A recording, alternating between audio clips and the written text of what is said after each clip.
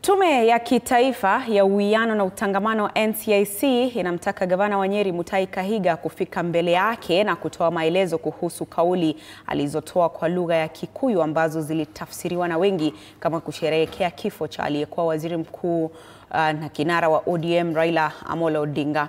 Katika taarifa, NCIC inaeleza kuwa matamshi ya Kahiga yanahatarisha mafanikio yaliyopatikana katika kujenga utangamano wa kitaifa na kwamba kama kiongozi atawajibika kwa kauli zake.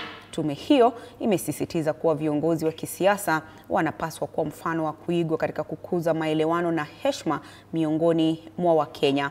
Aidha, NCIC imepongeza baraza la magavana kwa kujitenga na kauli hizo na kuchukua hatua ya kumwondoa Kahiga kutoka wadhifa wake wa naibu mwenyekiti wa baraza hilo, ikisema hatua hiyo ni ishara ya uwajibikaji wa taasisi za uongozi.